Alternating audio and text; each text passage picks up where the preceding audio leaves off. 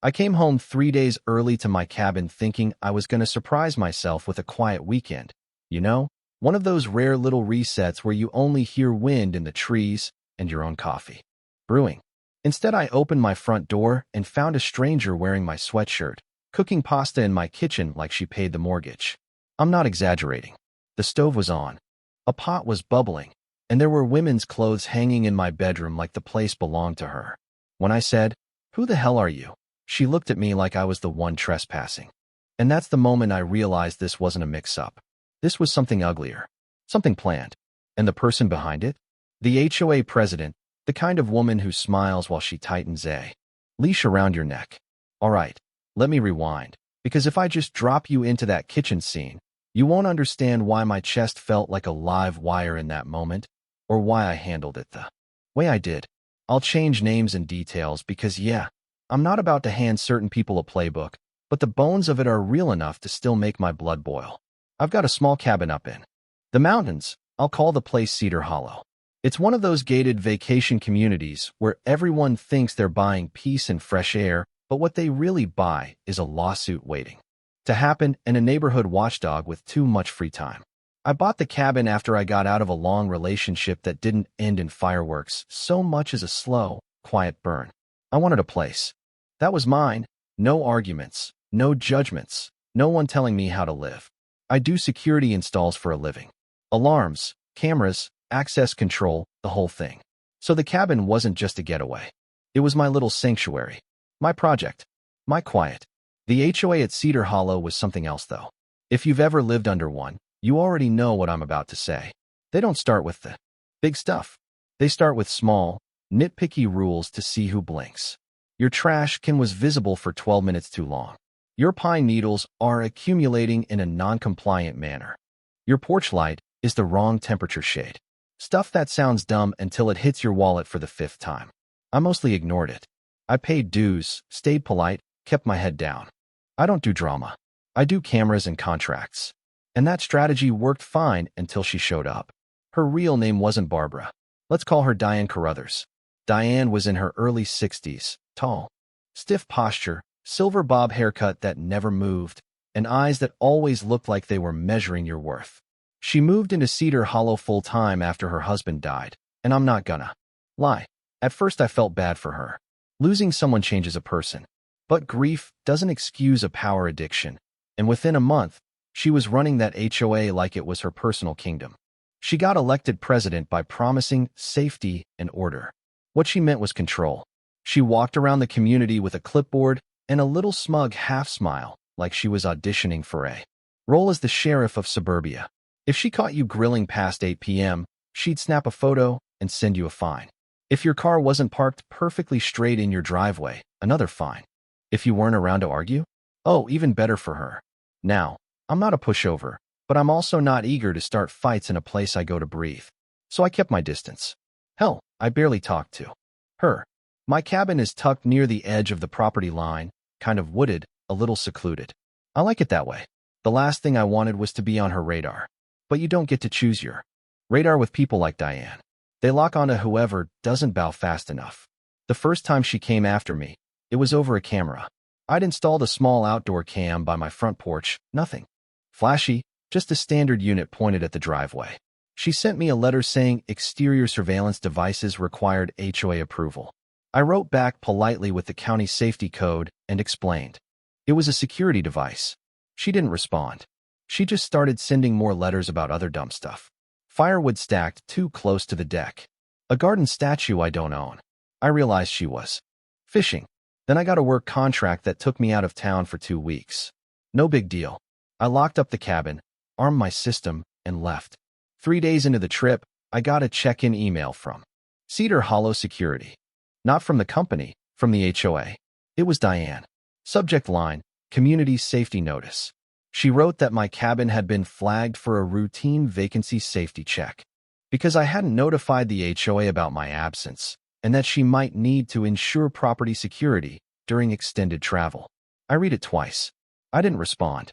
Because who the hell does she think she is? My mom? My landlord? A government agent? I figured she was just puffing up like she always did. Apparently not. I finished the contract early. A client pulled the plug on part of the job, so suddenly I had 3 days back. I was thrilled. I tossed my gear in the truck, drove up the mountain, and rolled into Cedar Hollow on a Thursday afternoon feeling light as air. That feeling lasted exactly 10 seconds. As I turned onto my street, I noticed my porch light was on. Bright, glaring, in full daylight. I never leave that on. It's motion controlled, and I set it specifically to stay off unless I'm there. Tiny detail, but when your whole career is noticing weak points and inconsistencies, your brain lights up like a dashboard. I parked, walked up, and slid my key into the lock. The deadbolt turned way too easily, like it hadn't been locked in days. I froze there on the stoop with my hand still on the knob. I could smell food through the door. Garlic, tomatoes, something simmering. It wasn't just weird. It was wrong. People don't cook in a locked cabin that's supposed to be empty. I eased the door open, and my whole body went into that calm, cold mode I get when something's off on a job site. The kind of calm that comes from training. The living room looked like a different house. A purse on my table. An unfamiliar throw blanket on my couch. Shoes by the door that weren't mine. A drying rack set up near the fireplace with clothes hanging on it. Women's clothes. Moving air from the ceiling fan like quiet flags. And then I heard humming, soft and cheerful, like whoever was in there was having a nice, normal day. I took one step into my own cabin, closed the door behind me, and moved toward the kitchen. My heart wasn't racing. It was heavy, like it was sinking a little deeper with every foot I took. Because deep down I already knew this wasn't going to be a sorry wrong house kind of situation. I rounded the corner, and there she was. A woman in her 50s, short brown hair, floral apron tied neat. She had my wooden spoon in her hand. My stove. My pot bubbling away. She froze the second she saw me. The spoon clattered onto the tile. Her face went white in a snap. "Oh my God," she whispered. "You're not supposed to be here." I stared at her. "Excuse me," I said slowly, letting every word land hard. "What exactly are you doing in my house?"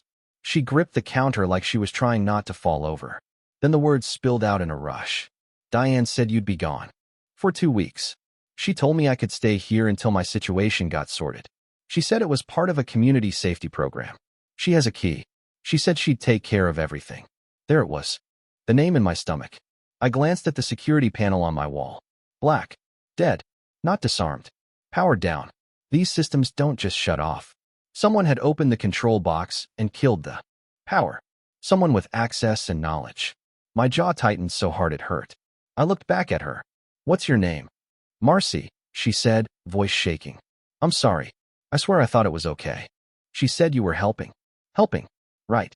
I took a breath and said, "Marcy, I don't know what Diane told you, but this is my cabin. You need to pack your stuff and leave. Now." She nodded fast. But instead of moving, she grabbed her phone like a reflex. "I need to call Diane," she said. She said if there was any issue, she'd handle it. "Call her," I said. "But you're still leaving." She dialed and put it on speaker without thinking. Diane answered on the first ring, already angry, like she'd been waiting for this moment. "What is happening?" Diane barked. "Marcy, are you okay?" Marcy stammered. "He's back. Grant's back early. He's telling me I have to leave." Diane's voice didn't even pause to process. "Do not leave until I get there. He can't force you out. That's against community protocol." Community protocol. In my cabin. With my alarm dead. I actually laughed. Not because it was funny. Because it was the kind of audacity that makes your brain short-circuit for a second. "Marcy," I said, still calm. "You've got 5 minutes. I'm not arguing with a speakerphone." She kept hovering in place, wringing her hands. I walked through the cabin. Like I was inspecting a break-in. Drawers ajar. My spare bedding on the couch. A toothbrush in my bathroom. A suitcase in my bedroom. This wasn't some one-night emergency. This was a setup for at least a week. She'd been living here. The violation hit me in layers. First anger. Then something colder. The realization that Diane had watched my schedule, waited for me to leave. Used her HOA badge to disable my security and drop someone into my home like I was a timeshare. I heard a car door slam outside. Steps. Fast heels on my porch. That sharp click-click of someone. Arriving like they own the world. Diane burst in without knocking. She didn't step into the cabin so much as invade it. Navy blazer, pearls, hair perfectly sprayed. Eyes locked on me like I was the criminal. Marcy shrank back against the wall. Grant, Diane said, voice cold as steel. You returned early without notifying the HOA. I stared at her. This is my cabin, Diane. I don't notify anyone when I come home. She pulled a folder out like she'd rehearsed this. Section 9.2. Owners absent more than 7 days must notify the HOA for safety coordination. Your negligence put this property at risk. I ensured safe occupancy. Safe occupancy? I repeated. By moving a stranger into my home. Her mouth tightened into that smug little line. Marcy needed housing. We have a duty to protect members in crisis. She's not a member, I said.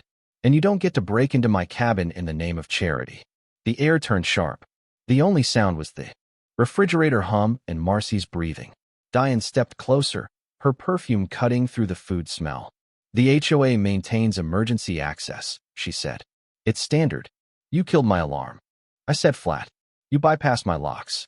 You used my property. That's not standard. That's trespassing. Her eyes glinted. You're overreacting. This was temporary. Temporary, I said, voice rising for the first time. Diane, you handed my house over while I was gone, and now you're telling me I'm dramatic? Her tone slid from cold to poisonous. Grant, residents who fight the HOA often find their lives difficult. I wouldn't want that for you. There it was. The threat in a silk glove. I felt my spine settle into something solid. Get out, I said. She didn't move for a beat, like she couldn't believe someone spoke to her that way. Then she turned to Marcy. Pack your things. We're leaving. Marcy scrambled past me, eyes watery. She looked at me like she wanted to apologize and disappear at the same time. Diane lingered at the door, shoulders squared. You'll regret starting this, she said quietly. Then she walked off, heels snapping down my porch. And her car roared away. I stood in my kitchen after they left, staring at the pot still steaming on my stove. My cabin felt poisoned, like a space that used to be mine and now had fingerprints I couldn't see but could feel everywhere. I could have let it go. I could have chalked it up as HOA drama and changed the locks and moved on. That's what she expected. That's what most people do when someone like Diane intimidates them. Silence is her fuel. But I don't do silence when someone breaks into my home. That night, I opened my laptop and started an evidence log. Times. Photos. The dead panel. Marcy's admission. Diane's voice on speaker telling her not to leave. I downloaded my camera clips from the driveway, the ones Diane forgot existed. I printed the HOA bylaws and read them word for word. You know what wasn't in there? Any authority to enter private properties without owner consent. Not a syllable. Emergency access applied to common areas only. She'd lied.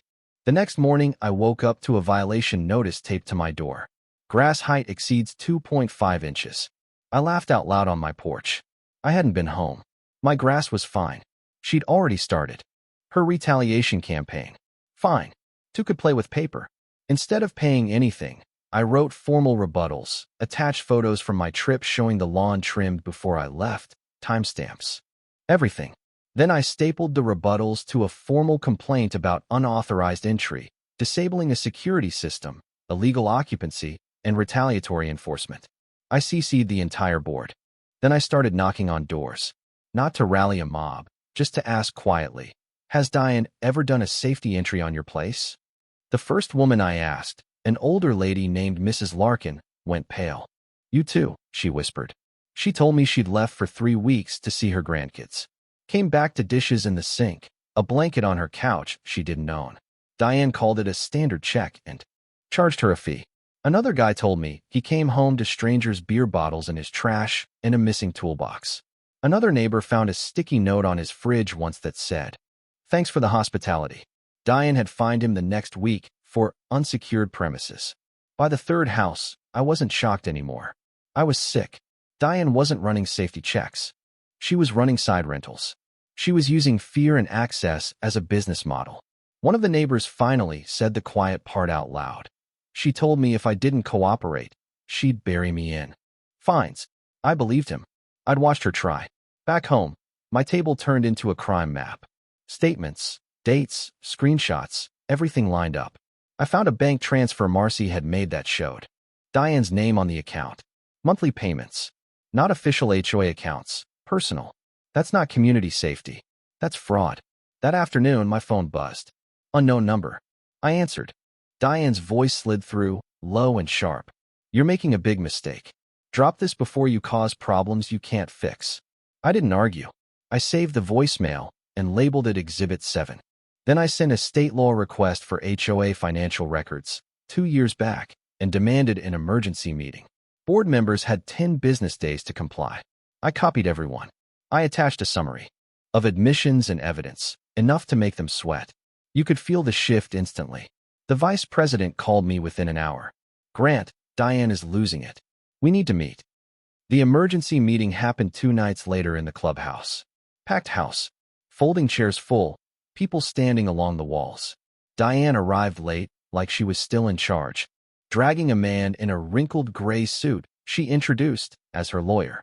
The guy looked like he'd never won an argument with a toaster. Diane launched into a speech about community trust and malicious accusations. She painted herself as the guardian of Cedar Hollow, and me as some unstable troublemaker. I let her talk. The more she talked, the more rope she handed me. When it was my turn, I stood up, calm as a locked door. I laid out the timeline, the forced entry, the debt alarm, the money trail. I asked one question that cut the room in half. Show me the bylaw that gives you the right to enter my cabin. Silence. Before Diane could invent something, Marcy stood up from the back of the room. She was shaking, eyes wet, but her voice came out clear.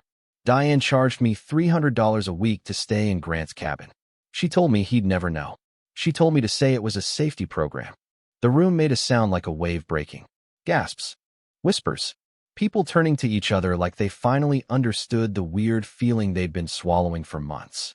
Diane snapped, calling her a liar, but I slid the bank transfer printouts.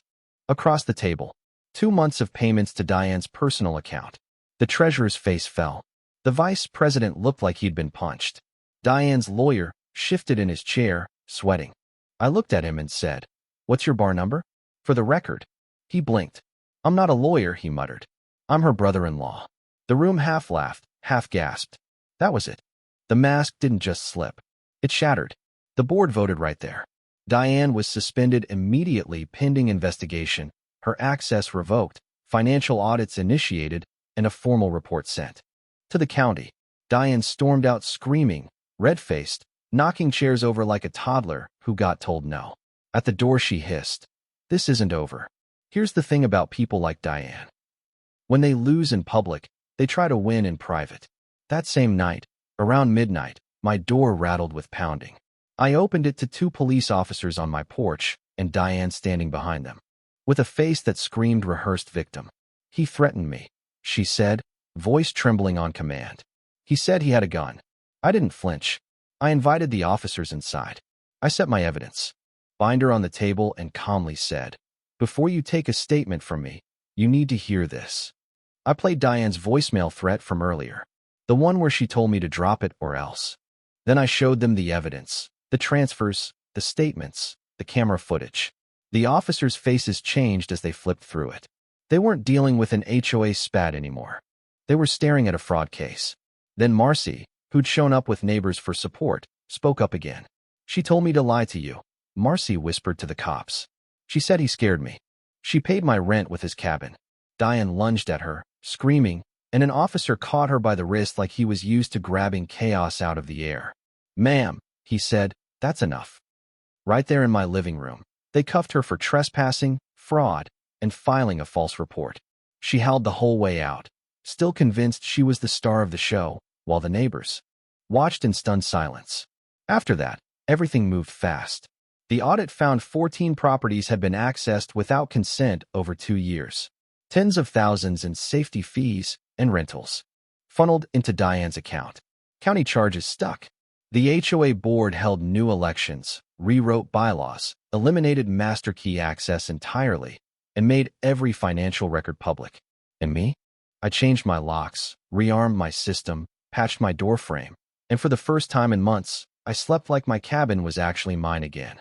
Quiet returned, not the strained quiet of fear, but real quiet, the kind you buy a cabin to find. Still, I keep thinking about that first day I came home early. How easy it was for one woman with a title and a keyring to turn good people into obedient shadows. How long we all stayed quiet because fighting her felt exhausting, risky, pointless. Silence is a weird prison. It doesn't have bars.